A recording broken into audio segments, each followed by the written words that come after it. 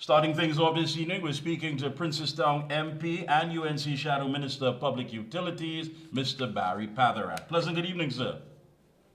Good evening, Mikey, and good evening to your viewers. Yes, always a pleasure to have you on. I know it's a hectic period for you at this time. You're doing so much. I mean, I was in Town the other day, and you're in the heartland, and you are definitely working the ground. Give us an idea, how are things shaping up?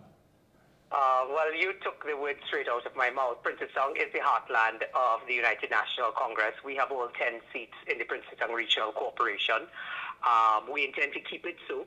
I'm actually quite surprised by the level of enthusiasm, particularly in some of these areas, if not across the length and breadth of the country, with the unification of the NTA and Gary Griffith joining us on this effort for the local government election. I think it has brought about a renaissance. There's a great level of interest. In particular, I'm seeing from persons who we don't usually get involved in politics, or from the younger demographics as well. You're seeing a greater level of enthusiasm. So I think it augurs well, particularly for the UNC and the NTA, in terms of the accommodation we have made for this election. So I expect very good results. You know, I ask everyone, when you're out there interacting, you're in front of the gate, in front of the door, you're speaking to people in the community, what is that top comment, that top reasoning that, you know, people are saying, listen, I can't deal with this anymore? What is that breaking point you believe that you're hearing? Most definitely things that affect people's homes and people's pockets. First and foremost, it would be crime and security. I think our theme, the UNC and the NTA's theme of securing TNT resonates with all. People live in self-imposed jails. People live in stay. And that's a reality that confronts each and every citizen. It doesn't matter who you are, where you come from, the socioeconomic background. Those things don't matter to criminals. I myself, my family have been subjected to home invasions, etc. So from a personal point of view, I have experienced that. From a representative point of view, in terms of representing people as an elected official, I have seen that sort of trauma. And when you interact with potential voters and citizens, just the average citizen, there's this tremendous amount of pay that all of Trinidad and Tobago live with. And then there are the bread and butter issues, which is second in terms of the ranking, I would say. Bread and butter issues in terms of people's pockets. Yeah. The cost of living is so astronomical. The basic things that people were able to buy. Yesterday, one journalist was telling me our bread and butter, basically bread and butter, the prices of it, and the fact that even the poor man can't even afford that now. So those are the two main issues that are affecting all of Trinidad and Tobago. It doesn't matter where you come from, as I said, or what rank you hold. These are the burning issues that are affecting the people of Trinidad and Tobago. It will be crime and security first and foremost, and food prices and being able to afford any standard of life in this country, particularly the supermarket prices. And also then we know right after elections, the government is going to come with basic things in terms of water and electricity tariffs going up, which they have assured Moody's will go up before the next financial year. The financial year ends in September. We are already in July.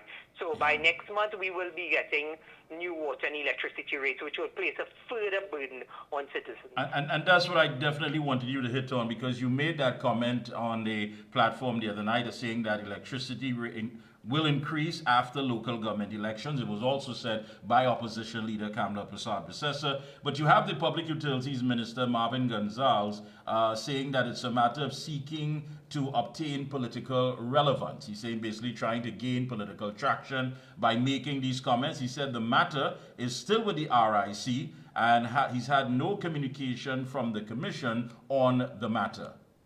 Well, Mikey, you and I both know the minister is playing smart with foolishness. Let's deal with the first issue. The minister is saying that the RIC has not communicated with him. The RIC is appointed by the government of the Republic of Trinidad and Tobago. The commissioners who sit inside of the RIC and make the determination of whether your electricity or your water is going to go up is appointed by the government. These persons are beholden to the government. These persons are politically appointed persons. I raised on the platform a few nights ago that the last board in 2019 that was appointed, the RIC board, one Michelle Salandi was appointed by the People's National Movement as a political appointee on the board. She was then removed in 2022 and made a consultant when the RIC decided, well, okay, we're going to send up water and electricity rates, and therefore we needed to go to the population. We needed an economist on board. So the person who served as a politically appointed person, appointed by the Prime Minister of the Republic of Trinidad and Tobago, People's National Movement, government and Prime Minister, moved a political appointee to make a consultant at the RIC, an economic consultant to tell the RIC and to guide the RIC in terms of what they needed to do in order to achieve higher water and electricity rates. And when that was not good enough, on the platform on Monday, I exposed, because I've been working very closely with my colleague Saddam Hussein and the political leader, Mrs. Kamala Barry Padarath. And when we realized that we were getting a lot of rhetoric and mama guy from these RIC consultations, we decided to use the avenues that were available to us through the law, the Freedom of Information Act, to get information from within the RIC. Because Marvin Gonzalez and the RIC was stymieing the process by ensuring that no information was going out there. And there was a reason why they didn't want the information go out there. Because what they then did was, after taking a politically appointed person from the board of the RIC, making that person a consultant, they have now moved from the 1st of July to make that person the head of the RIC. So now the head of the RIC is a politically appointed person who once served as a commissioner, then as the economist. And Mikey, was it tuned to the taxpayers of Trinidad and Tobago that is paying for that? How much is that? Michelle Salandi? How much is when that? you tally it, at the end of this entire process of Michelle Salandi sitting as the politically appointed person, now sitting at the head of the RIC, it will cost taxpayers almost $3.8 million. So that person, Michelle Salandi, is pontificating to the population and saying, well, we are only raising water and electricity rates. It will only cost you $40 a month and $50 more a month. She can afford to say only $40 and $50 a month because she's getting a salary of $50,000 as the head of the RIC. She got a consultancy fee while the RIC was sitting to determine the new rates.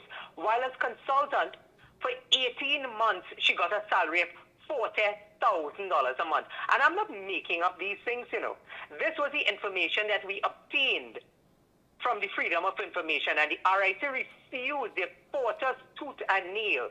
But because of the legal prowess of Kamala Barry Padarath and Saddam Hussein, who took them all the way up to pre-action protocol letters and threatening to take them to court, they went kicking and screaming to give us that information. But we were able to get that information in the public's interest to expose what was happening at the RIC. And that's when I tell you, when Marvin Gonzalez is playing smart with foolishness, he has put Michelle Salandi as the head of the RIC now, fully well knowing that she is now being put in a position where she will be the person to defend the government and to defend the RIC in terms of the implementation of these new water and the thing about it as well, the thing about it as well, Mr. Padarath, is that this political hand always seems to be playing out in the background. And I keep saying that it seems as though all these commissions and agencies are no longer independent. There's some political hand playing, because here you have the minister saying that he has kept a distance from the process because the law was designed to keep politicians away from it, and for some reasons. He says the issue of rate reviews can be very political in nature, whilst for the utility companies, it can be their very survival.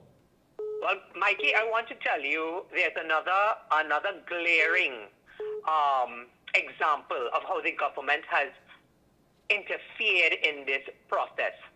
A few days ago, Moody's, a credit rating agency responsible for determining the credit rating of the country in terms of what is our credit rating status, Moody's, they have put out a report. And the Minister of Finance came out when the report came out, and the minister, in glowing terms, said, well, Moody's is now telling the country, based on the report, that we will move from a negative outlook, even though we are junk status, BA1, we'll now move to BA2, which is a positive outlook, but it will still be junk status. So, you know, the devil is always in the details. And Mrs. Wasabi said to me, she said, Barry, you know, you need to get a copy of the Moody's report. I got a copy of the Moody's report, and I went to see what this Moody's report had to say about electricity and water rates. Now, the Minister of Public Utilities is saying that the government is removed from this entire situation of water and electricity rates going up. Might be a lie? That is a lie. And I'll point you to where the evidence is. In the Moody's report, Moody's is telling Trinidad and Tobago and the rest of the world that the government has assured them that before the end of the financial year, this financial year, which will end in September 2023, that the reason why they can give Trinidad and Tobago a positive outlook going into the future is based on several reasons. And you know what is one of the main reasons? One of the main reasons is the electricity and water tariff increases that are to come before the end of the financial year. That is what is in the Moody's report in the black and white. So for the minister to say that they have no involvement is playing smart with foolishness and is a glaring lie.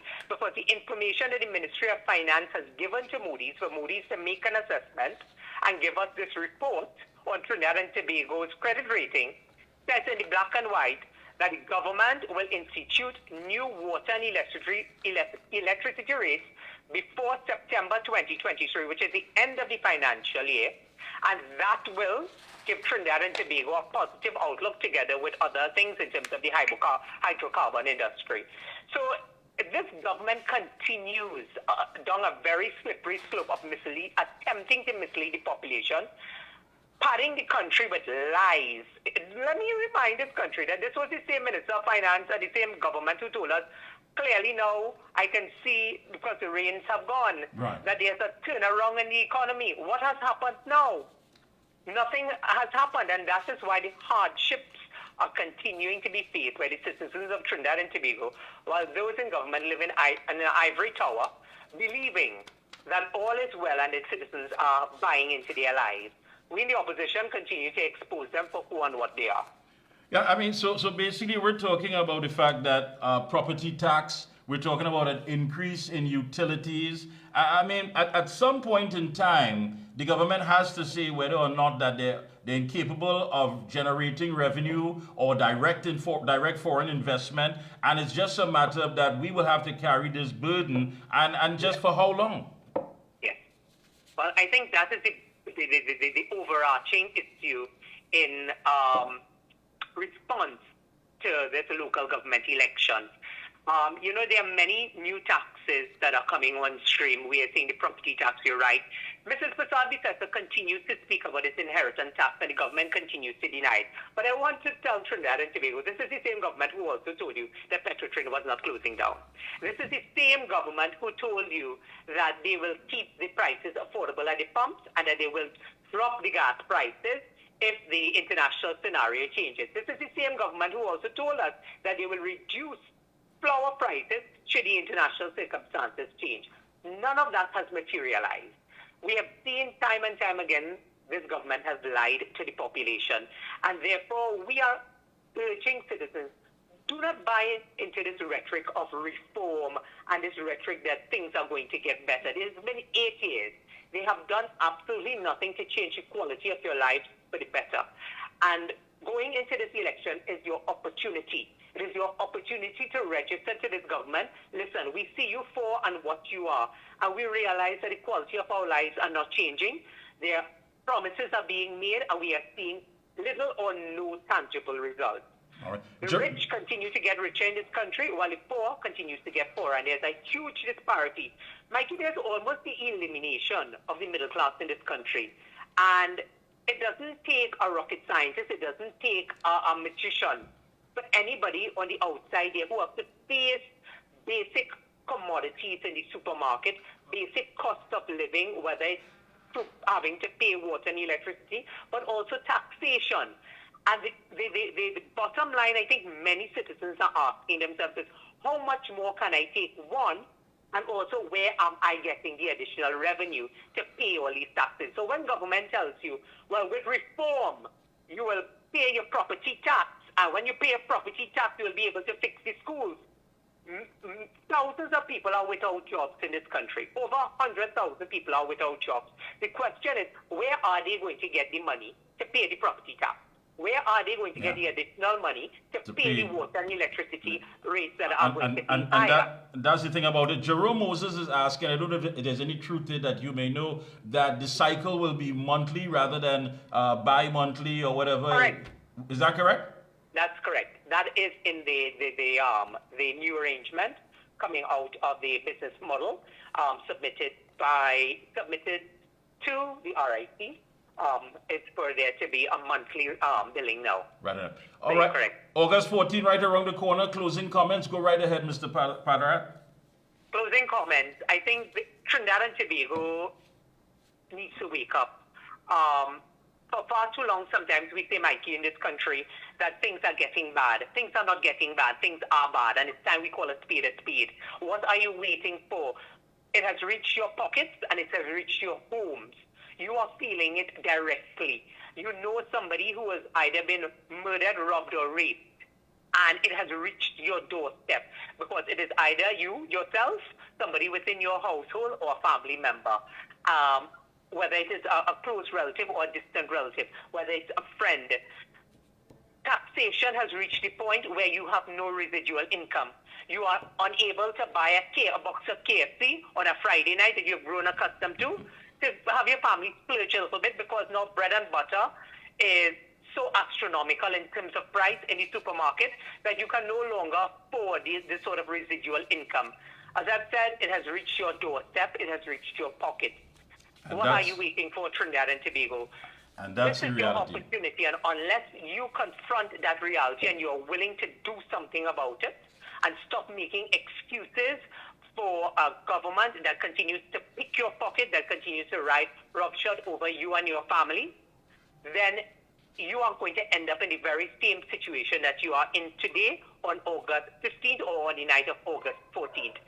Only you can make that decision, and therefore we are asking you to join with us, join with the UNC and the NTA to try to restore Trinidad and Tobago. We know there are not going to be any overnight changes, but we also know that we have a plan for this country that you saw prosperity between 2010 to 2015, and we can and will do that again. But you have to determine that you want that for yourself. Nobody can determine that for you. Thank you so much, Mr. Padarath. All the best of luck to you and your team. Keep up the good work, and we'll be checking with you periodically. Thank you, Mikey. Thank you so much. Thank you.